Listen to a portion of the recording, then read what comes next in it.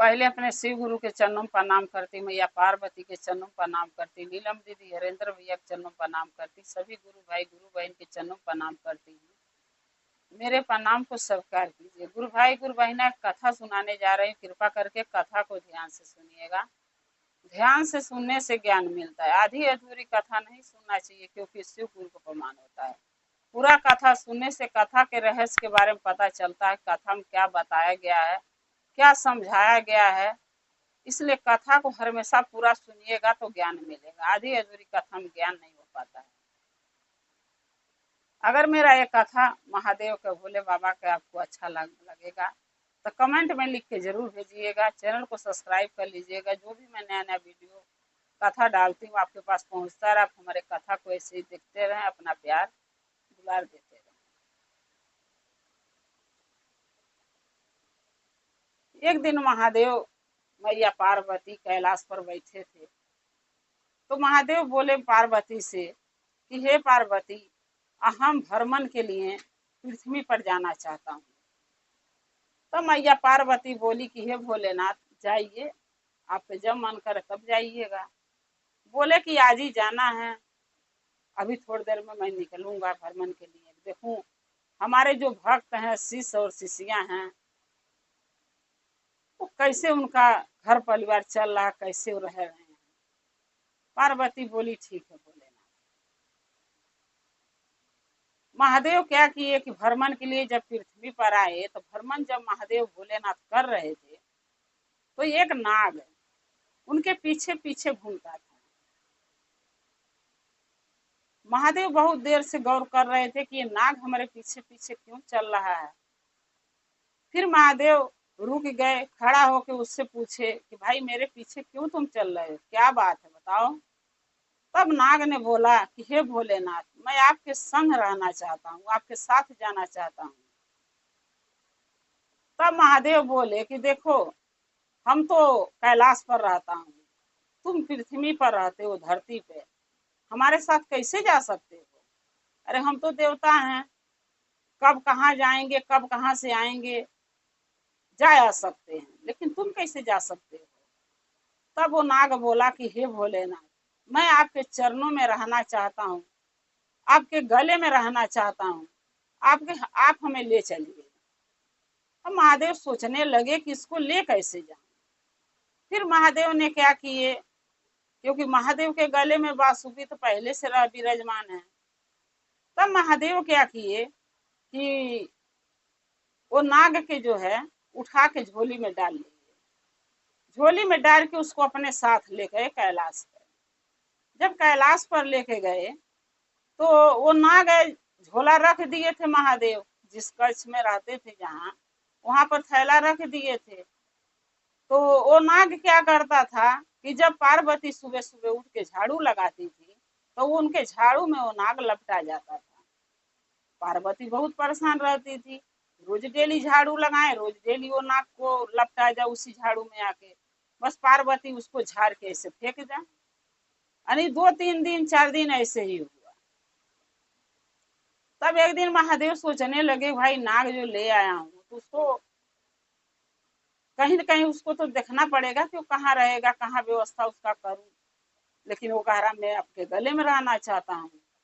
तो सो चल रहा हूँ, अभी नहा धो के आता हूँ, तो पूजा पर जब बैठता हूँ उसके बाद उसको कहीं न कहीं कर दूंगा, चला जाएगा, अपन रहेगा, रख दूंगा कहीं। तब महादेव जाने लगे नहाने, तो पार्वती की सोचे कि बता दूं, क्योंकि अगर पार्वती को नजर पड़ गया तो कहेंगी कि महादेव क्या क्या चीज ला घर में रख लेते हैं झोपड़ी में। तो महादेव बोले पार्वती से कि हे पार्वती, हमारा जो झोला है उसको छूना नहीं, अभी मैं आऊंगा तो मैं ही छूंगा, तुम मत उसको हाथ लगाना। तो पार्वती सोचने लगी भाई थैला में झोला में ऐसे क्या चीज है जो महादेव हमके मना किए हैं। तो पार्वती बोली ठीक है, अब कहाँ जा रहे हैं। तो बोले मैं स्नान करके आ रहा हूँ। पार्वती बोली ठीक है जाइए। लेकिन पार्वती के मन में कहीं न कहीं लग रहा था इस नाग को मैं जरूर देखूंगी, अरे इस थैले को मैं जरूर चेक करूंगी कि महादेव इस थैले में ऐसा क्या वस्तु छुपा के लाए हैं जो हमें देखने से मना किए हैं, छूने से मना किए हैं। वो होता है ना गुरु भाई ना, अगर कोई लेडीज को कह देते हैं पति कि ये चीज मेरा मत छुइयो, तो उनको शक होने लगता है कि मेरे पति कुछ न कुछ हमसे छुपा रहे हैं, लेकिन क्या छुपा रहे हैं वो जरूर मैं देखूंगी। ऐसे पार्वती के मन में विचार आया, तो पार्वती ने क्या करी कि देखने लगी। जब देखने लगी तो महादेव नहाने चले गए, फिर पार्वती जो है उसको निकाल के देखने लगी। तो देख रही हैं उसमें क्या है कि नाग है। तब पार्वती को समझ में आ गया ये यही वो ही नाग है, ये जो रोज डेली मेरे झाड़ू में लपटा जाता है। झाड़ू लगाने जाती हूँ तो झाड़ू में लपटा जाता है, अब महादेव के झोले में आके पड़ा हुआ है। अब ऐसा करती हूँ ना, इसको फेंक देती हूँ। पार्वती जब पीछे फेंकने के ले गई झोपड़ी के पीछे अपने, फिर पार्वती सोचने लगी अगर इसको फेंकती हूँ तो फिर ये आ जाएगा घर में, ऐसा करती हूँ कि इसको काट देती हूँ। पार्वती ने उस सांप को जो है कि नाग को 4 टुकड़े में काट दिया। 4 टुकड़े में काट के और 4 जगह झोपड़ी के पीछे फेंक दी, आने से पहले महादेव के। जब पार्वती ने फेंक दी तो चारों जगह जो सांप को फेंकी थी, तो एक जो था वो कनैल का फूल हुआ। कनैल का फूल जो महादेव पर चढ़ता है, वो कनैल का फूल जम गया। जो दूसरे जगह फेंकी थी वो बेल का पेड़ जम गया था। जो तीसरे जगह फेंकी वो भांग का पेड़ जमा। आज जो चौथे जगह फेंकी थी वो धतूर जमा था, धतूर का फूलाता था। अब महादेव जब स्नान करके आया, पार्वती से बोले कि पार्वती वहाँ थैला है और छुई तो नहीं हो? तो बोली नहीं मैं छुई नहीं हूँ। महादेव बोले ठीक है। महादेव जब गए थैले उठाए तो थैला हल्का लगा, उनको शक हुआ। शक क्या, उनको तो पता ही था, क्योंकि महादेव तो आगम जानी है, वो तो घट घट के वासी है, वो तो सबके अच्छा बुरा देखते हैं, कौन क्या कर रहा है कौन नहीं कर रहा है। तो महादेव जब स्नान कर रहे थे, जब ही उनको पता चल गया कि मैंने मना किया हूँ, लेकिन पार्वती ने सांप को देखा और ले जाके काट के फेंक दिया। उन्होंने बहुत बड़ा गलती किया, महादेव के तो नजर में गलती था। जब देखे तो उसमें सांप नहीं था, नाग नहीं था। तो महादेव पार्वती से पूछे कि इसमें से कुछ निकाली हो? तब पार्वती बोली कि हाँ। तब महादेव बोले कि जब हमने मना किया था तुम हमारी थैले को हाथ नहीं लगाओगे झोले को, तो क्यों छुई हो? पार्वती बोली कि मुझे लग रहा था कि आप कुछ अच्छा चीज लाए हैं, सो हमसे छुपा रहे हैं, इसलिए मैं देखने के लिए जब थैला उठाई और देखने लगी तो उसमें सांप था। तो मैं क्या करी, यही सांप रोज डेली मेरे झाड़ू में लपटाता था जब झाड़ू लगाने जाती थी। और मेरे गुस्सा लगा कि रोज डेली झाड़ू लगाती हूँ, झाड़ू में लपटा जाता है, इसलिए मैंने उसको पहले फेंकना चाहिए, फिर सोची फेंकूंगी तो लौट के आ जाएगा। तो हमने 4 जगह, तो 4 टुकड़े में काट के 4 जगह फेंक दिया। महादेव बोले कि ठीक है, अब तो तुमने गलती कर दी पार्वती, ऐसा करो कि जाके ले आओ, चारों टुकड़ा उठा के लाओ। पार्वती बोली क्या करेंगे? बोले मैं ज्वाइंट कर दूंगा, उनको जिंदा करूंगा। वो पृथ्वी पर भ्रमण के लिए गया था, जब से वो मेरे पीछे पीछे घूम रहा था और हमारे घर पे यहीं हमारे साथ हमारे गले में रहना चाहता है, तो हम क्यों नहीं उसको ले आए? जाओ ले आओ, मैं उसको जिंदा करूंगा। जब पार्वती लेने गई तो देख रही है कि एक कनैल का फूल जम गया, एक बेल का पेड़ बन गया, एक भांग का, एक धतूर का। तब पार्वती महादेव से आके बोली कि हे भोलेनाथ, वो तो पौधे बन गए हैं, वो तो जो नाग को सांप को मैंने फेंकी थी काट के, वो सब फूल पौधे बन गए हैं, अब मैं कहाँ से ले आऊं? तब महादेव बोले कि पार्वती जाके तुम बेलपत्र पहले तोड़ के लाओ। बेलपत्र हुआ है ना? तो कह रही हाँ। बोले जाके तोड़ के लाओ, मुझे पूजा करना है। बोली ठीक है। जब पार्वती बेल का पेड़ के लगे गई पत्ता तोड़ने कि तोड़ के ले चलूं, तब बेल का पेड़ एक भजन गाने लगा। लाजो नया गौरा शरमो नया रे जा रे जान शरमो नया रे जा रे जान डाढ़िया रे नेवाई के बेल पतर तू रही रे जान रे जान डाढ़िया रे नेवाई के बेल पतर तो रही रे जान। अब जब वो भजन गाने लगा, बेल के पेड़ से आवाज आने लगा, तब गौरा ने सोची कि ये तो लग रहा कि ये मुझे गाली दे रहा, मुझे उल्टा सीधा बोल रहा है। फिर वहां से पार्वती जो है पत्ता नहीं तोड़ी, छोड़ के चली आई। महादेव बोले क्या हुआ पार्वती, पत्ता ले आई बेल का? बोली नहीं मैं नहीं लाऊंगी। बोले क्यों? तो बेल का पेड़ तो उल्टा सीधा मुझे बोल रहा है, गाली बकरा उल्टा सीधा बातें बोल रहा, मैं नहीं तोड़ूंगी। तब महादेव बोले कि चलो बेल का पेड़ बोल रहा है तुम्हें उल्टा सीधा तो मत तोड़ो, जाओ कनैल का फूल तोड़ के लाओ। बोली ठीक। जब कनैल का फूल तोड़ने गई तो कनैल का फूल भी लगा भजन गाने। लाजो नया वै गौरा सारामो नया वै रे जान सारामो नया वै जान रे जान डाढ़िया रे नेवाई के फूलवा तोड़ई रे जान रे जान डाढ़िया रे नेवाई के फूलवा तोड़ई रे जान। फिर गौरा फूल नहीं तोड़ी, डाढ़ी को छोड़ दी जो पकड़ रखी थी। फिर चली आई भोले के नाथ, भोले जी के पास। फिर भोले बाबा पूछे महादेव कि गौरा क्या हुआ पार्वती, तोड़ के लाई फूल कनैल के? तब पार्वती कह रही है नहीं मैं नहीं तोड़ के लाई हूँ। तब महादेव बोले क्यों? बोली कि जो कनैल का पेड़ जो है ना वो भी पता नहीं, वो आवाज आ रहा है उसमें से, और वो भी उल्टा सीधा पता नहीं क्या क्या बोल रहा है और मेरे समझ में नहीं आ रहा है।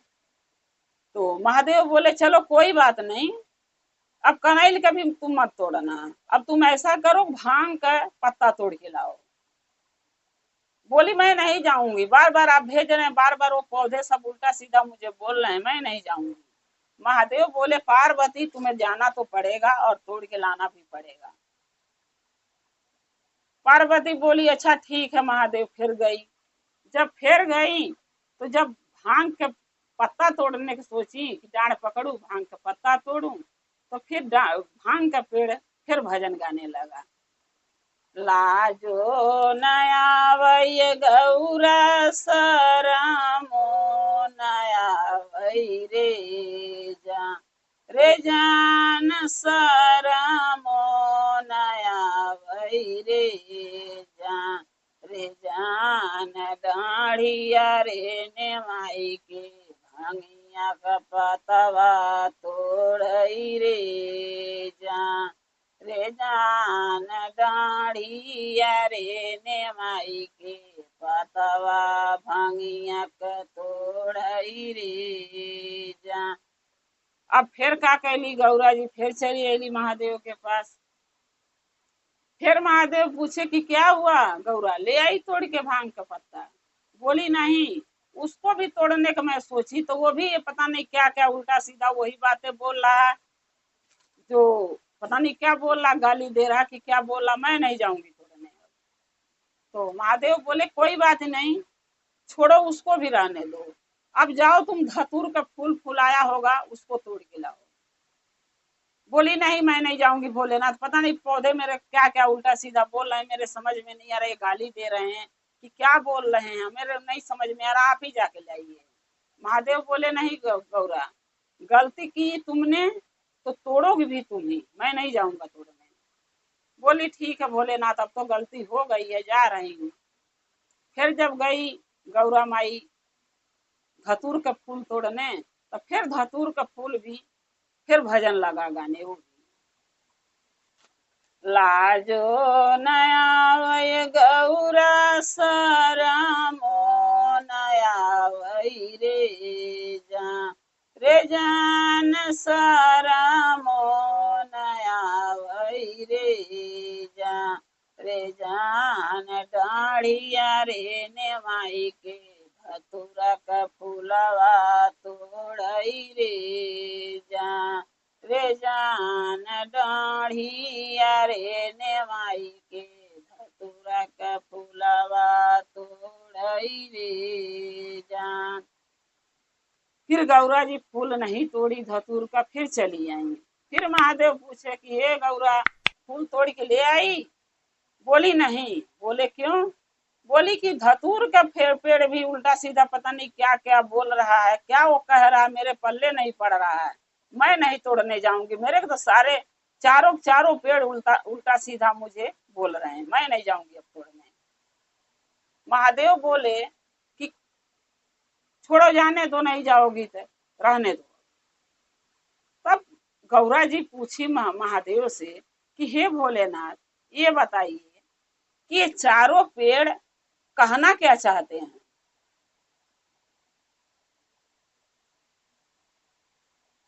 तो गौरा जी बोली कि महादेव बोले कि पूछी नहीं हो? तो बोली नहीं। बोले जाके पूछ के आओ। जब पूछने गई तो पहले गई वो बेल के पेड़ के लगे, तो बेल के पेड़ से पूछी कि भाई हम क्या गलती किए जो तुम लोग ऐसे ऐसे बोल रहे हो?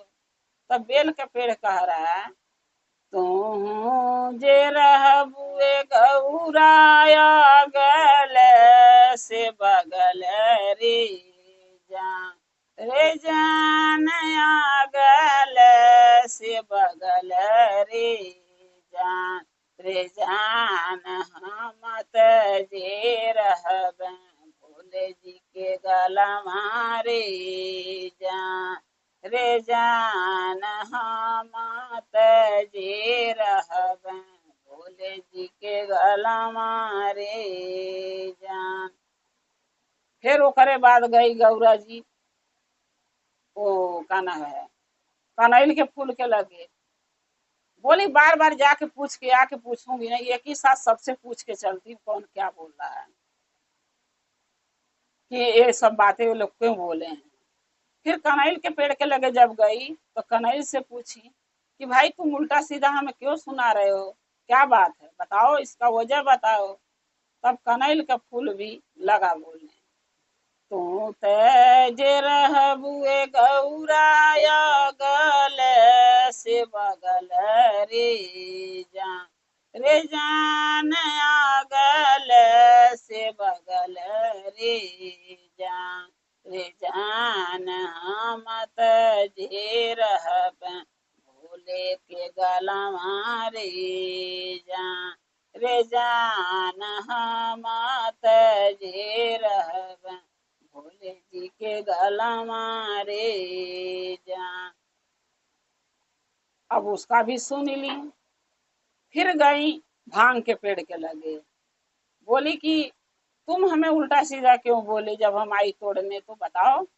तब वो भी लगा बताने, तू जे रहबुए गौराया गल से बगल रे जान, रे जान गल से बगल रे जान, रे जान हम जे रहब भोले जी के गलवा मेरे जान, रे जान हम जे रहब भोले के गले रे जान।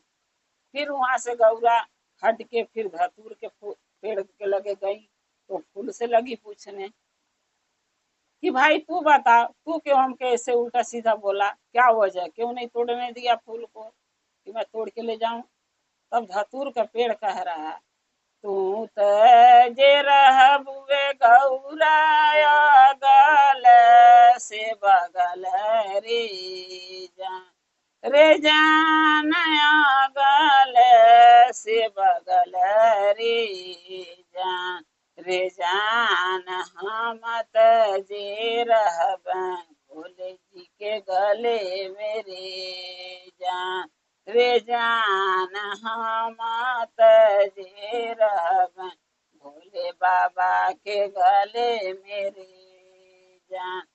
अब जब गौरा बेल के पेड़ के लगे गई, कनैल के पेड़ के लगे गई, भांग के लगे, धतूर के लगे। जब चारों यही बात फिर बोले, तब गौरा जी महादेव के पास गई। तब महादेव पूछे कि क्या हुआ गौरा, पूछ के आई कि क्यों ऐसे ऐसे बातें तुम्हें लोग बोले हैं, नहीं तोड़ने दिए हैं फूल पत्ता। तो गौरा कह रही है कि हाँ, जब मैं पूछने गई तो वो कह रहा है कि तू तो जे रहबू है गौरा अगले से बगल है, लेकिन हम तो रहब भोले जी के गले में ले जाए। तब इसका अर्थ क्या है महादेव बताइए, मेरे को तो समझ में नहीं आ रहा कि वो आपके गले में रहना चाहते हैं और मुझे आपके अगल बगल बैठा रहे हैं सब, इसका अर्थ क्या है महादेव। तब महादेव बोले कि हे गौरा, वो इसलिए कह रहे हैं कि वो नाग हैं, नाग जो हमारे गले में रहते हैं हमेशा। नाग जो है 14 साल तपस्या किए तो मेरे गले में आ रहने को उनको मिला। 14 साल तपस्या किए तो मेरे गले का हार बने, माला बने। और तुम तपस्या 12 साल करी, 12 साल तपस्या करके मुझे हासिल कर ली, यानी मेरे से शादी कर ली। तो उनका तपस्या गौरा जी तुमसे ज्यादा है, नागों के तपस्या तुमसे ज्यादा है। वो 14 साल तपस्या किए, तुम 12 साल करी हो। इस कारण से उनको गले में रहने के लिए मैं उनको आदेश दिया हूँ, हमारे गले के हमेशा श्रृंगार बन के, हार बन के, माला बन के रहोगे तो हमारे गले में विराजमान रहते हैं। तुम 12 साल तपस्या करके मुझे पाई हो, हमारी धर्म पत्नी बनी हो, तो जब भी तुम बैठती हो तो मेरे बगल ही तो बैठती हो, मेरे गले में तो नहीं रह सकती, मेरे आगे तो नहीं बैठ सकती, रहोगी तो मेरे बगल ही, चाहे इस बगल बैठो चाहे इस बगल। तब गौरा जी की सारी बात समझ में आ गई और गौरा जी कहने लगी कि हे भोलेनाथ, हमसे बहुत बड़ा भूल हो गया। हमें ये सोच के उसको काट के फेंक दिए कि हमको तंग कर रहा था, जब झाड़ू लगाने जाती थी झाड़ू में लपटा जाता था, मैं सोची फिर परेशान करेगा इसलिए काट के फेंक दी। लेकिन मैं ये तो समझ ही नहीं पाई कि वो अपने आपके गले का हार है, माला है, श्रृंगार है, जो हमने काट दिया। हमने गलती करी महादेव, मुझे क्षमा कर दीजिए। तब महादेव उन जो पेड़ जो सांप के काट दी थी, नाक के 4 पौधे बने थे, उनको फिर अपने उनके असली जीवन में ले आए, उनके जीवन दान दिए और फिर अपने गले में विराजमान किए। उनके गले में वो नाग वासुकी के नाम से विराजमान है। और गौरा जी अपने गलती की माफी महादेव से मांग ली और महादेव उनको क्षमा कर दिए। इसीलिए कहते हैं गुरु भाई गुरु बहना, चाहे देव हो चाहे इंसान हो, चाहे भगवान हो चाहे माता हो चाहे हम इंसान हो, गलती तो गलती होती, हम गलती करें चाहे भगवान चाहे देवी देवता गलती करें, गलती तो सबकी मानी जाती है कि गलत है। लेकिन इसीलिए कहा जाता है कि गलती करने से पहले जरूर एक बार विचार करना चाहिए कि ये कार्य हम कर रहे हैं वो सही है कि नहीं। अगर हम कोई कार्य अगर विचार करके सोच समझ के करेंगे तो गलत नहीं होगा। अब बिना सोचे बिना समझे जब हम कर लेते हैं तो वही कार्य गलत हो जाता है। गुरु भाई गुरु बहना, मेरा कथा कैसा लगा कमेंट में लिख के जरूर भेजिएगा। चैनल को सब्सक्राइब कर लीजिएगा, जो भी मैं नया नया वीडियो कथा डालती हूँ आपके पास पहुंचती रहे। आप हमारे कथा को, हमारे वीडियो के ऐसे देखते रहें, अपना प्यार अपना दुलार देते रहें। हम और आप शिव परिवार से ऐसे ही जुड़े रहें। हर हर महादेव, घर घर महादेव। महादेव की दया और कृपा आप लोग पर सदा बना रहे। शिव गुरु सदा सबके साथ रहें, सब भक्त के साथ रहें। जय श्री गुरु। पहले अपने शिव गुरु के चरणों प्रणाम करती हूँ, मैया पार्वती के चरणों प्रणाम करती हूँ, नीलम दीदी हरेंद्र भैया के चरणों प्रणाम करती हूँ, सभी गुरु भाई गुरु बहन के चरणों प्रणाम करती हूँ। मेरे प्रणाम को स्वीकार कीजिए। गुरु भाई गुरु बहना, एक कथा सुनाने जा रहे हैं, कृपा करके कथा को ध्यान से सुनिएगा। ध्यान से सुनने से ज्ञान मिलता है, आधी अधूरी कथा नहीं सुनना चाहिए, क्योंकि शिव गुरु का अपमान होता है। पूरा कथा सुनने से कथा के रहस्य के बारे में पता चलता है और ज्ञान भी मिलता है। कथा में क्या बताया गया है, क्या समझाया गया, उसका ज्ञान मिल जाता है। इसलिए कथा को हमेशा पूरा सुनना चाहिए, आधी अधूरी कथा नहीं सुनना चाहिए।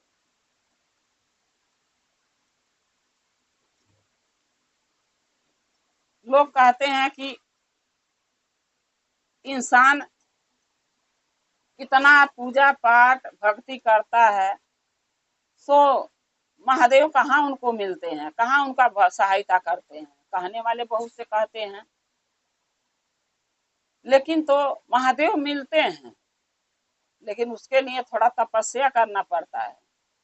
जब हमारे पाप की गठरी बहुत बड़ी हो जाती है, पिछले जन्म का हो चाहे इस जन्म का हो, तो पाप की गठरी कम होते होते होते होते टाइम लगता है। इसलिए कभी भी घबराइए नहीं। अगर हम महादेव का सेवा कर रहे हैं, चाहे पूजा कर रहे हैं, चाहे भक्ति कर रहे हैं, उस भक्ति का फल एक न एक दिन महादेव जरूर देंगे। क्योंकि हम लोग उनके नहीं देख पाते हैं, लेकिन उनका नजर महादेव का सब पर है। वो कहते हैं ना, मत बुरा कर्म कर बंदे वरना पछताएगा, भगवान के नजरों से कभी बच नहीं पाएगा। इसलिए भगवान की नजर सब पर है, हर इंसान पर, जानवर पर, पेड़ पर, पौधे पर, सब पर उनकी नजर है। लेकिन हम लोग उनको नहीं देख पाते हैं, क्योंकि हम लोग देखना नहीं चाहते हैं। जब हम दिल लगाएंगे महादेव में, सच्चे मन से उनका भक्ति पूजा आराधना सेवा करेंगे, तो जरूर हमें महादेव मिलेंगे। ऐसे ही कहानी एक इंसान की है। किसी गांव में एक इंसान रहता था अपने परिवार के साथ। वो मजदूर प्रतिदिन, मन का सच्चा था, उसके मन में छल कपट नहीं था, उसको भरोसा अपनी मेहनत पर था और महादेव पर। वो यही कहता था कि कर्म अपना करेंगे, फल एक दिन जरूर महादेव हमें देंगे। वैसे ही हम भी कहते हैं कि आप लोग भी कर्म कीजिए। तो वो इंसान क्या करता था कि मेहनत मजदूरी गांव में करके अपने बाल बच्चों का पेट पालता था। एक रोज क्या हुआ कि सावन के महीना में तो आप लोग जानते ही हैं, गुरबाई गुरबैना की बरसात के समय होती है। चाहे गांव हो चाहे प्रदेश हो, जब बारिश होता है तो काम लगता नहीं है, लोग परेशान होते हैं। और जो दिहाड़ी वाले आदमी है तो उनका तो काम नहीं लगेगा, तो खाएंगे कहाँ से, कमाएंगे नहीं थे। चलो कंपनी में ऑफिस में तो जो भी कर रहे हैं वो तो चलो छाए रहते हैं, वो तो जाके कमा सकते हैं। लेकिन जो बाहर काम करते हैं, दिहाड़ी वाले हैं, वो तो बिना बारिश बारिश जब होता तो कैसे काम करेंगे। तो सावन के महीना में ज्यादा बारिश होने लगा, जिसके कारण से वो किसान जो गांव के आदमी था, वो काम नहीं कहीं उसका लग पा रहा था। दिहाड़ी का काम करता था, लेबर गिरी ईटा माटी के। उसने एक दिन अपने पत्नी से बोला कि न हमारे पास अच्छा घर है, न खेत है कि जिसके वजह से खेती में ही करके खा लेंगे, चाहे थोड़ा बहुत हो जाएगा कुछ ना कुछ। ऐसा करें, यहाँ भी रोजी रोटी लग नहीं रहा है बारिश की वजह से, चलो शहर चलते हैं। अपनी पत्नी से बोला कि कुछ पैसे हैं जो ले लेते हैं, किराया भाड़ा हो जाएगा, कुछ पैसे जो हैं जमा पूंजी के धरे हैं, तो अपना खर्चा पानी कुछ दिन चलेगा, और कुछ खाने पीने का बना लेना, और शहर जाएंगे अपन वहाँ कमाएंगे। जब पैसे कमाएंगे, पैसे आने लगेगा, तो वहाँ खाने पीने का हो जाएगा, फिर दिक्कत नहीं होगा। तो उसकी पत्नी बोली ठीक है। उसकी पत्नी खाने पीने का जो भी सामान उसके पास व्यवस्था हुआ सो बना ली, और दोनों बच्चों के लेके, 2 बच्चे थे उसके, दोनों बच्चों के लेके वो इस आदमी अपने गांव से शहर आ गया कमाने के लिए। जब शहर में आ गया कमाने के लिए, तो वो बहुत नौकरी ढूंढा। पहले तो किराए पर घर लिया, तो मकान मालिक बोला भाई टाइम से हमके किराए चाहिए। सारे मकान मालिक ऐसे ही कहते हैं टाइम से किराया चाहिए। उन्होंने भी बोला जहाँ कमरा लिया था, भाई टाइम से हमें किराया चाहिए। तो वो आदमी बोला कि ठीक है, आपको टाइम से किराया दूंगा, लेकिन थोड़ा हमके समय दीजिए, काम धंधा नहीं है, और काम धंधा ढूंढ लेते हैं, जब कमाने लगेंगे तो आपके हम किराया समय से देते रहेंगे, उसमें कोई दिक्कत नहीं आएगी। मकान मालिक बोला ठीक है। अब वो आदमी काम लगा ढूंढने, बीवी बच्चों को घर पे छोड़ दिया रूम किराए पर लेके, और काम के तलाश में वो रोज डेली जाने लगा। 2 दिन गया, 3 दिन गया, 4 दिन गया, काम कहीं उसको मिला ही नहीं। क्योंकि दिहाड़ी पर करने वाला काम इंसान, चाहे परदेश हो चाहे शहर हो, बरसात तो 77 होती है सावन के महीने में, तो चाहे वो दिहाड़ी पर करे चाहे कैसो करे, लेकिन जब बाहरी उसको करना है तो बरसात होगी तो कहाँ से करेगा। तो काम वो 4 दिन ढूंढा, उसको जब काम आदमी को नहीं मिला, तब उसने सोचने लगा कि अब मैं क्या करूं, कहाँ जाऊं, कमरा किराया पे ले लिया हूं और काम भी नहीं मिल रहा है। अगर मान लो कि हम कहीं जाते भी हैं घूम के कहीं से, तो घर में बीवी कहती है कि क्या हुआ, काम लगा, तो हम क्या उसको बोलें। रोज यही जवाब देता हूँ कि नहीं आज नहीं मिला, कल जरूर मिल जाएगा। आज करते करते 4 दिन बीत गया, 5वां दिन चालू हो गया, काम मुझे मिला नहीं, मैं क्या करूं। वो आदमी किसान जो था सोचने लगा, सोच रहा था, तबले देखा एक बहुत बड़ा मंदिर था, उसमें घंटा बज रहा था, नहीं घंटी बज रहा था मंदिर के। उसने आवाज सुना, बोला आज हम भोलेनाथ के मंदिर जाएंगे और आज अपनी परेशानी अपने महादेव से हम बताएंगे, क्योंकि दूसरे से कहेंगे तो दूसरा कोई मेरी परेशानी मेरा दुख नहीं हरेगा। अगर हम अपने महादेव से, भोले बाबा से कहेंगे तो हमारा दुख हमारा महादेव जरूर हरेगा। जब वो मंदिर गया तो मंदिर में कोई नहीं था, वही कर्मचारी थे जैसे सेवा करने वाले, कोई झाड़ू लगा रहा था, कोई पोछा लगा रहा था, कोई मंदिर के धुलाई कर रहा था, कोई फूल पत्ती जो गिरा था रख रहा था, कोई झाड़ू मार रहा था, यानी ऐसे सेवक सारे सेवा कर रहे थे। वो आदमी जाके गेट पर बोला कि भैया क्या हमें भी काम मिलेगा, ये बताइए, मुझे भी काम अगर दे देते तो सही रहता। अब सब उसको देख के हंसने लगे, बोले बताओ इसको काम कंपनी में जाके ढूंढना चाहिए, ऑफिस में ढूंढना चाहिए, तो हमारे पास मंदिर में काम ढूंढने महादेव का आया, भला यहाँ महादेव कहाँ से काम देंगे इसको। तो वो बोला भैया हंस क्यों रहे हो आप लोग। तब सब बोलने लगे भाई तू यहाँ क्या काम करेगा। तो कह रहा भैया देखिए हम गांव से आया हूँ, कमरा किराया पर लेके छोड़ दिया हूँ बीवी बच्चे को वहाँ, और मकान मालिक बोला टाइम से किराया चाहिए ना, हमें खाने पीने का हमारे बच्चों के लिए है ना, किराया देने का पैसा है, तो हमें यही काम पर रख लेते, तो हमें भी जो मालिक से तनख्वाह आप लोग लेते हैं उसी मालिक से तनख्वाह हम भी मांग लेते। फिर सब हंसने लगे कि ये कौने मालिक का नाम ले रहा, हम लोग तो फ्री की सेवा करते हैं, यहाँ पर कहाँ कोई मालिक है हमको तनख्वाह देता है।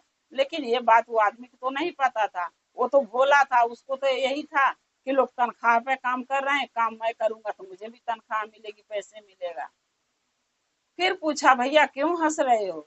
सब बोलने लगे कि भाई तुझे काम चाहिए तो तू कर, और बाकी बातें हम नहीं तुझे समझा पाएंगे, तुझे काम करना है, तुझे पैसे कमाना है तो तू कर। अब वो बेचारा लगा करने, सबसे ज्यादा मेहनत लगा करने, सोच के कि ज्यादा मेहनत करूंगा तो मालिक ज्यादा पैसे देगा, इस कारण से मेहनत वो ज्यादा लगा करने। सब चले जाते थे, लेकिन वो कुछ न कुछ वही करता रहता था महादेव के दरबार में, महादेव के मंदिर में। ऐसे करते करते 2 दिन 3 दिन वो सब आए सारे काम करने के लिए, सेवा करने के लिए, उसके बाद वो लोग आना ही छोड़ दिए। अब बेचारा अकेला पड़ गया, अकेला झाड़ू लगाता था, अकेला पोछा लगाता था, अकेला धुलाई करता था, अकेला पत्ता साफ करता था, अकेला फूल उठाता था, यानी सारे काम टोटली वो अकेला ही करता था। फिर भी उसको दुख नहीं होता था, अंदर से एक खुशी रहती थी कि हम महादेव के, भगवान के दरबार में हम सेवा कर रहे हैं, मेहनत कर रहे हैं, इस सेवा का फल, इस मेहनत का फल जरूर हमके महादेव देंगे, हमारी तनख्वाही हमें भोले बाबा जरूर देंगे। ये सोच के वो मेहनत करता था, उसके अंदर से खुशी रहता था, दुख नहीं रहता था कि सबका काम मैं अकेला कर रहा हूँ, वो दुखी नहीं रहता था, खुश रहता था। ऐसे करते करते 2 महीना बीत गया, 2 महीना बीत गया, कोई न काम करने आया न कोई मालिक तनख्वाह देने आया। जब वो घर जाता था शाम को, तब उसकी पत्नी बोलती थी तनख्वाह मिला, तो कहता था नहीं आज मालिक आए नहीं थे इसलिए नहीं मिला। मालिक आता था, वो पूछता था भाई पैसे दे, किराया तेरा महीना पूर गया, दूसरा महीना लग गया। बोला भैया मिलेगा तो दे दूंगा, अभी मिला नहीं है। जो घर से थोड़े बहुत पैसे लाया था उससे नून रोटी चलाया वो अपना परिवार का खर्चा, जो बना के कुछ खाना उसकी पत्नी लाई थी सर सामान, उससे सब खा के पेट भरे। करते करते 2 महीना से 5 महीना हो गया। जब 5वां महीना लग गया और उसको पैसे नहीं मिला, 5वां महीना लगा, तब वो जो सेवा करते थे सब मंदिर में, वो 2 4 5 लड़के आए। तब वो सबसे पूछने लगा भैया तुम लोगों के तनख्वाह मिला खा, मालिक आए थे तनख्वाह दिए हैं पैसा? वो सब बोले झूठ। बोले हाँ हमें तो मिल गया, तुम्हें नहीं मिला। अब मजाक उड़ाने के लिए भाई तो गुरबाई गुरबाई ना, इंसान बहुत तरह का है, कोई दुख समझता है, कोई किसी के मजबूरी के मजाक उड़ाता है। वो सब लगे बोलने हाँ मुझे तनख्वाह तो मिल गई, तुम्हें नहीं मिला। बोला नहीं भैया, हमें तो मालिक आए ही नहीं मंदिर में, तो हमें तनख्वाह देंगे कहाँ से, हमें तो कुछ मिला ही नहीं। भैया हम बहुत परेशान है, कब मालिक आएंगे बता दो ना, चाहे उनका फोन नंबर दे दो, फोन कर लूँ मैं, अब बोल दूं हमें पैसे की जरूरत ही है। सब बोले कल मालिक आएंगे, कल आना। फिर बेचारा घर गया, फिर उसकी पत्नी पूछी पैसे मिला? बोला नहीं आज मालिक नहीं आए, कल आएंगे, कल मुझे पैसे मिलेगा। फिर मालिक मालिक जो कमरे का मकान मालिक आ गया, बोला किराया दे हमार। बोला भैया कल दूंगा। बोला नहीं कल परसों कहता है तू, और तू देता नहीं। बस क्या किया मालिक, मकान मालिक सामान उठा के इसका लगा फेंकने। बस वो क्या किया, वहां से सामान उमान बीवी बच्चे को वही छोड़ दिया। बीवी से बोला मैं अभी आ रहा हूँ, तू यहीं रहियो। फिर चला गया वो मंदिर में रात में, जानते 8-9 बजे की बात है, रात में चला गया। बोला हे भोलेनाथ, हम इतना दिन से यहाँ नौकरी कर रहा हूँ, सेवा कर रहा हूँ, लेकिन कोई मालिक ही नहीं आया कि मुझे तनख्वाह दे। हे महादेव मैं क्या करूं?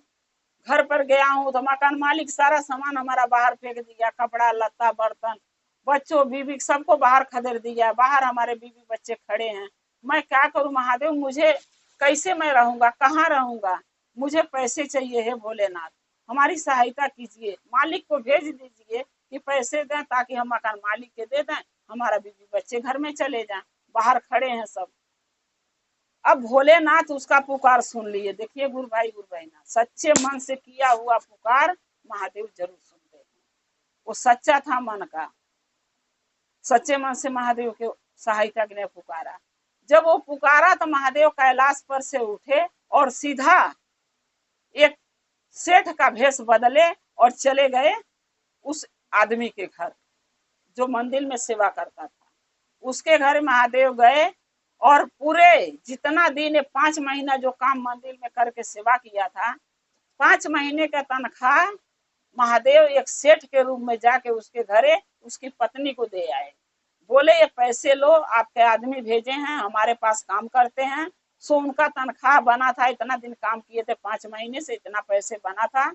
और वो हमके बोले हैं कि ले दे आओ, मैं दे रहा हूँ, आप किराया इनका चुका दो। 5 महीने का किराया उसकी पत्नी मकान मालिक के चुकाई और 5 महीने के एडवांस भी दे दी। और फिर उस मकान मालिक ने बोला कि जाओ कमरे में रहो। उसके बीवी बच्चे रूम में चले गए रहने के लिए और सर सामान सब घर में मकान मालिक उठवा के रखवा दिया अपने लेबरों से। अब वो घर में रहने लगे और यहाँ ये महादेव के सामने रो रो के विनती प्रार्थना कर रहा था। जब काफी रात हो गया तब पुजारी आए, बोले बेटा अब घर जाओ, मेरे को मंदिर बंद करना है। अब बेचारा घर निकला वहां से मंदिर से वो आदमी किसान और घर जाने लगा। सोचते गया राह में कि मैं क्या जाके बोलूंगा, न पता मेरी बीवी घर में होगी बाहर होगी, कहाँ चले गए होंगे बीवी बच्चे, मेरे को तो तनख्वाह नहीं मिला, मैं कहाँ से कर्जा चुकाऊंगा मकान मालिक के पैसा। जब घर गया तो देख रहा कि न सामान बाहर है न बीवी बच्चे बाहर हैं। तो एक आदमी से पूछा भैया मेरे बीवी बच्चे को देखे हो, मकान मालिक आज बाहर खदेड़ दिया था, देखे हो? सब बोले अरे तुम्हारे मकान मालिक तो घर में फिर वापस दे दिया, बीवी बच्चे के मकान दे दिया रहने के लिए, तुम्हारे बीवी बच्चे घर में हैं। बोला सही बात है भैया, बोला सब है। वो बगल वाला बोला हाँ। घर में जाके देखा तो बीवी बच्चे सारे घर में बैठे हुए, आराम से खाना पीना बन रहा है, रुपया पैसा घर में हो गया, धन दौलत। महादेव उसका भंडार घर में इतना भर दिए, अनाज पानी राशन, कि उसको कभी कमी नहीं होगा खाने की। महादेव उसके घर में अनाज पानी का भंडार भर दिए। कपड़ा लत्ता बिक्को जेवर सब बच्चे अच्छे अच्छे नए नए, उसकी पत्नी बच्चे कपड़ा पहने हैं, जेवर बिक्को पहन रखी पत्नी। घर द्वार में रखने की व्यवस्था हो गया, अनाज पानी की व्यवस्था हो गया, साग सब्जी की व्यवस्था कर दिए, अब पैसे भी दे दिए। तब वो किसान बोला अपनी पत्नी से कि कैसे हुआ चमत्कार, कौन ले आके इतना सारा पैसे और अनाज घर में रख के गया, मकान मालिक कैसे तुम्हें घर में रहने दिया है? तब उसकी पत्नी बोली आपका मालिक तो आए थे, बोला हमारा मालिक। पत्नी बोली हाँ, उसकी किसान की पत्नी बोली हाँ, आपका मालिक आए थे, सेठ, बहुत बड़ा सेठ थे और बहुत ज्यादा पैसे, बैग भर के पैसे लाए थे। अब पूरे बैग का पैसा हमारे घर में दे दिए मुझे। बोले मकान मालिक का किराया चुका दो और एडवांस भी इसके मुंह पे मार दो। सो मैंने 5 महीने का किराया भी दे दिया, 5 महीने के एडवांस भी दे दिया, और इतना धन, गाड़ी के ट्रक का धन दौलत, अनाज पानी लदवा के हमारे घर में देखिए धर दिए हैं। इतना सामान हो गया कि कोई चीज की अब कमी नहीं हमारे पास। तब वो इंसान सोचने लगा, किसान, कि मेरे को तो कोई सेठ मिला ही नहीं, कोई मालिक मिला ही नहीं, तो हमारे घर में दिया कौन है। तब उसको याद आया कि हमने महादेव से ये चीज मांगा था कि हे भोलेनाथ हमारी सहायता कीजिए, हमारा मकान मालिक हमारे बीवी बच्चों को सामान के साथ बाहर खदेड़ दिया है, हमारी सहायता कीजिए कि उसका पैसे दे दूं ताकि हमके रहने का घर मिल जाए। तो हमारे भोलेनाथ हमारी सहायता किए हैं। तब वो हंसने लगा। तब उसकी पत्नी बोली कि आप क्या मुस्कुरा रहे हैं। तब बोला कि नहीं जानती हो, ये कोई सेठ नहीं आए थे, आने हम कहीं कंपनी में काम कर रहे थे, हम तो मंदिर में जाते थे और महादेव के झाड़ू पोछा करते थे और पत्ता उत्ता बाहर के फेंक देते थे, फूल पत्ती उठा के रख देते थे, झाड़ू पोछा कर लेते थे, महादेव के धो नहला के उनका सेवा कर देते थे। हम कहीं कमाने और नहीं जाते थे। न कोई हमके सेठ, हम किसी सेठ के मैं अपने घर भेजा हूँ तुम्हारी सहायता के लिए, हमारे पत्नी की सहायता करके आओ। ये हमारे भोलेनाथ थे जो हमारी सहायता करके करे हैं आके। तब उसकी पत्नी बोली कि देखिए ना, भोलेनाथ महादेव का कितनी बड़ी कृपा दया है हमारे ऊपर, हम लोगों के ऊपर, हमारे परिवार के ऊपर, कि कोई सेठ नहीं आया, कोई हमारी सहायता नहीं किया, अब महादेव आके हमारी सहायता किए हैं एक सेठ के रूप में। तब उसका पति बोला किसान की हाँ, महादेव के सहायता, जिसके ऊपर महादेव खुश हो जाते हैं, जो इनके मन के भा जाता है, उसका सहायता जरूर करते हैं। तब उसकी पत्नी बोली कि देखिए आज से हम भी आपके साथ सेवा में चलेंगे महादेव के मंदिर में, कोई आए न आए, लेकिन हम पति पत्नी जब तक जिएंगे, जब तक जीवन रहेगा, जीवन भर महादेव के झाड़ू पोछा सेवा बरहोमास करेंगे और उन्हीं के चरणों में लगे रहेंगे। तब उसका पति बोला हाँ तुम ठीक कर रही हो, आज से हम महादेव की सेवा में रहेंगे।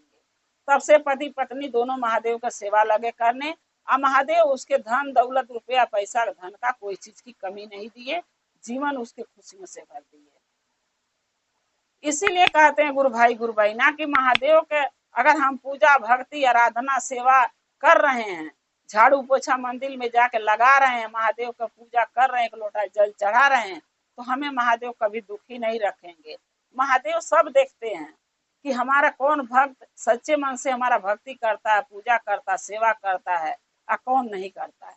इसलिए कहते हैं गुरु भाई गुरु बहना कि जो भी कीजिए दिल से कीजिए, मन से, सच्चे दिल से, ताकि महादेव के दर्शन हो पाए, हमारी महादेव हमारे सहायता करें, हम महादेव के चरणों में लगे रहें, इस जन्म में भी और मरने के बाद भी उनके चरणों में स्थान मिले। जय श्री गुरु महादेव।